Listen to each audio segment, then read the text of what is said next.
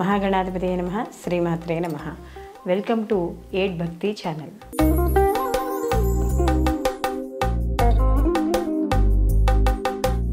శుక్రవారం.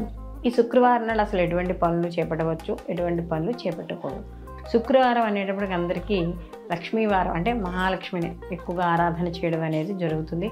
స్త్రీలందరూ కూడా ఈ శుక్రవారం నాడు శుభ్రంగా వాళ్ళు తలంటు స్నానాలు చేసుకొని అమ్మవారిని ప్రత్యేకంగా ఆరాధించడం అనేది మనకి ప్రతి ఇంటా కూడా మనకి కనపడుతూ ఉంటుంది. నిత్య జీవితంలో మనకి చిన్న చిన్న పనులు ఏవో మనకి ఉంటూనే ఉంటాయి, పనులు లేకుండా ఉండవుగా. కాబట్టి ఏ పనులు ఎప్పుడు చేపట్టాలి అని అనుకునే దాంట్లో అసలు ఈ శుక్రవారం నాడు మనం ఎటువంటి పనులు చేయాలి? శుక్రవారం అంటే ఇక్కడ శుక్రుడు యొక్క బలం కూడా కావాలండి. శుక్రుడు బలం లేకపోతే కంఫర్ట్ అనేది ఉండదంటే ఏ పని చేసినా కూడా పనిలో కష్టపడమే ఉంటుంది, కానీ పనిలో సుఖపడడం అనేది ఉండదు. కాబట్టి శుక్రుడు బలంగా కానీ ఉంటే మనకి శుక్రుడు యొక్క జీవితంలో సుఖమైన వాటిని అనుభవించడం అనేది జరుగుతుంది. అంటే మనకి భోగమోక్షాన్ని పొందడం అనేది జరుగుతుంది. ముఖ్యంగా ఈ యొక్క స్త్రీలు కానీ చూసుకుంటే శుక్రవారం నాడు సౌభాగ్యం గురించి, అంటే మాంగళ్య బలం కోసము, లక్ష్మీ కటాక్షం కోసము అమ్మవారిని ఆరాధన చేయడం అనేది ఈ యొక్క శుక్రవారం నాడు ఎక్కువగా కనబడుతుంది. ఈ శుక్రుడు బలంగా ఉంటే లైఫ్ టైం కూడా చాలా బాగుంటుంది.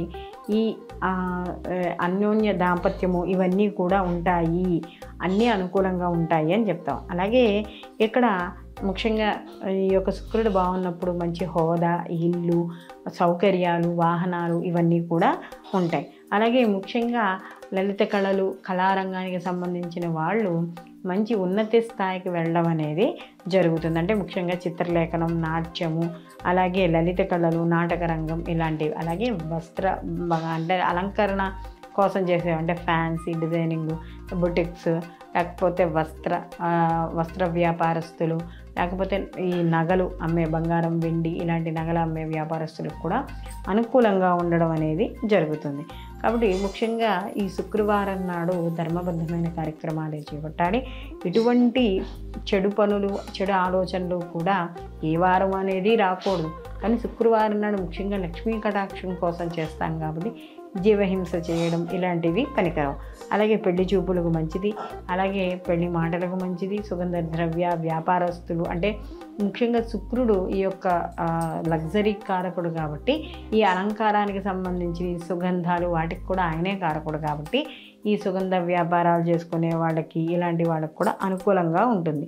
అలాగే నూతన వస్త్రాలు ధరించడానికి కానీ, నూతన వస్త్రాలు కొనుక్కోవడానికి కూడా ఈ యొక్క శుక్రవారం అనేది మంచిది. అలాగే పెట్టుబడులకి వాటికి కూడా ఈ యొక్క శుక్రవారం అనేది అనుకూలంగా చెప్పవచ్చు. మొత్తం మీద ఈ శుక్రుడు మనకి అనుకూలంగా ఉంటే అనుకూలమైన ఫలితాలు, వ్యతిరేకంగా ఉంటే వ్యతిరేకమైన ఫలితాలు ఉంటాయి. కాబట్టి ఈ శుక్రుడు అనుగ్రహం కోసం మనకి ఈ శుక్రవారం నాడు, ప్రతి శుక్రవారం నాడు గోమాతను పూజించడం, అలాగే గోవుకి ఏదో ఒక ఆహారాన్ని తినిపించడం.